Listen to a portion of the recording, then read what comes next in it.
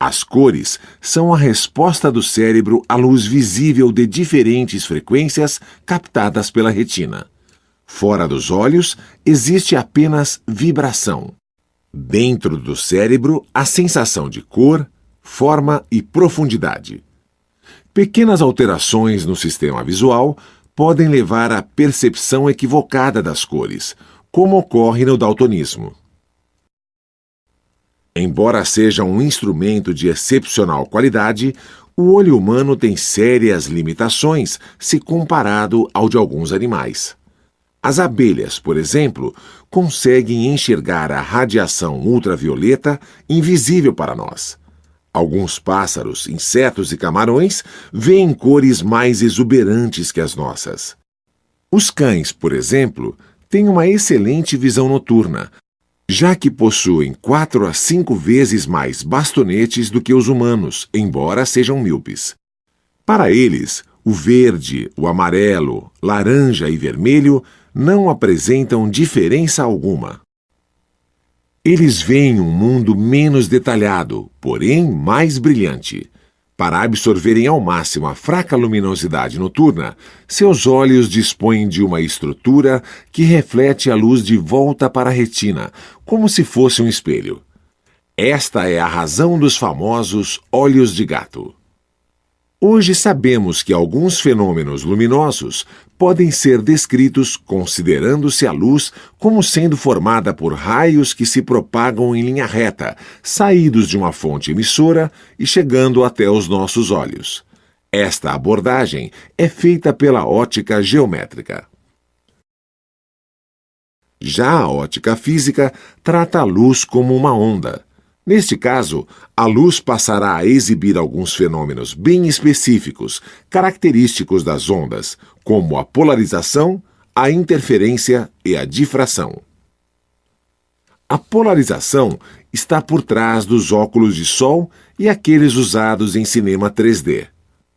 A interferência é responsável pelas cores que vemos em bolhas de sabão, em manchas de óleo na água e nas penas dos colibris.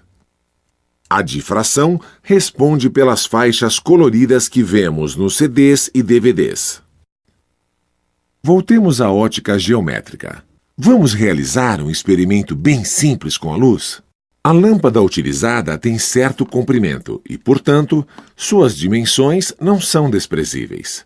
Observe o que acontece na parede quando a mão está próxima dela e depois quando começa a se afastar. Como você explicaria o que está ocorrendo na parede? 2 regiões podem ser perfeitamente observadas na sombra. A umbra, ou sombra propriamente dita, que é a região desprovida de qualquer raio luminoso. É a escuridão total. E a penumbra, que é a região de transição entre a umbra e a região iluminada. A penumbra é a região intermediária, borrada. Como alguns raios de luz conseguem chegar à penumbra, ela não é tão escura quanto a umbra. Substitua a lâmpada pelo Sol e a sua mão pela Lua e você entenderá o eclipse solar. Algumas regiões do planeta ficam completamente obstruídas pela sombra da Lua durante o fenômeno, enquanto outras ficam apenas parcialmente. Os eclipses lunares são mais simples e acontecem quando a Lua se encontra na região de sombra da Terra. Observe que os eclipses são explicados admitindo-se apenas a propagação retilínea da luz em meios homogêneos e transparentes, como afirma a ótica geométrica.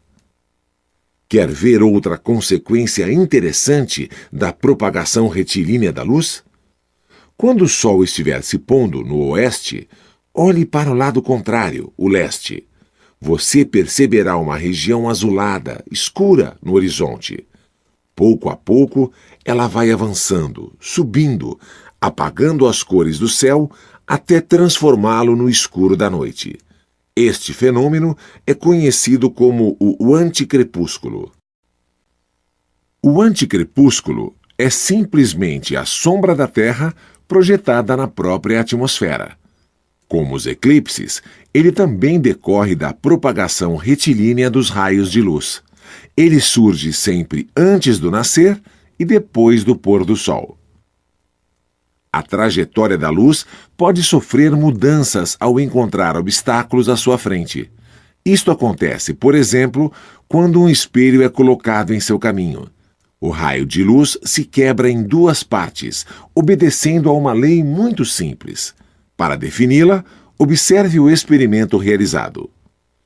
Vamos traçar uma reta imaginária que forma um ângulo de 90 graus com a superfície onde a luz incide. Ela será chamada normal. O que acontece com o raio de luz incidente? O ângulo de incidência é igual ao ângulo de reflexão em todos os casos. Observe também que os raios incidente, refletido e normal à superfície estão todos em um mesmo plano. Quando tratamos de reflexões produzidas por espelhos, falamos de reflexão especular.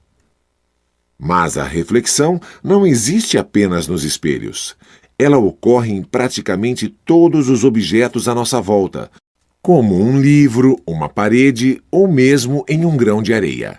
Graças a esse tipo de reflexão, chamada de reflexão difusa, podemos ver os objetos à nossa volta. A reflexão difusa é causada pelas irregularidades presentes na superfície dos objetos. A lei da reflexão da luz continua válida, mas as direções nas quais os feixes de luz se propagam variam conforme o ponto de incidência da luz.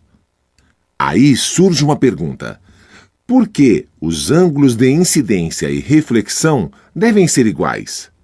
A resposta pode ser dada a partir de dois princípios fundamentais, de Huygens e de Fermat.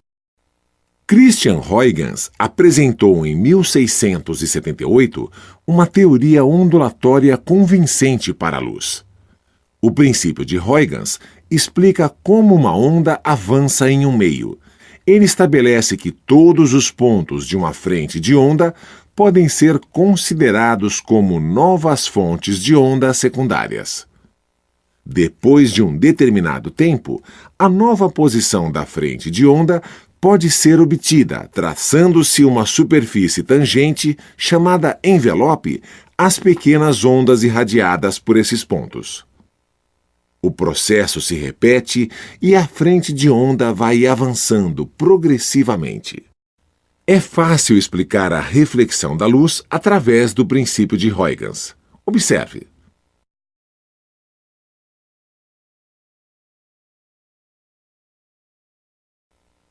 Outra interessante maneira de explicar a reflexão da luz é através do princípio de Fermat, segundo o qual os raios de luz seguem sempre o caminho mais econômico, de menor tempo de percurso. Para entender esse comportamento, imagine que vários raios de luz partem de um objeto localizado no ponto A. Qual deles atingirá o objeto B no menor tempo possível? A resposta é simples. Como a menor distância entre dois pontos é um segmento de reta, rebatemos o ponto B para baixo do espelho e identificamos esse novo ponto como B'. Observe que B e B' estão à mesma distância do espelho. Ligamos então os pontos A e B', encontrando o ponto C. Rebatemos agora o segmento CB' para cima, obtendo finalmente o trajeto desejado, ACB. Se observar os ângulos de incidência e reflexão da luz, verá que eles são absolutamente iguais, como afirma a lei de Snell da reflexão.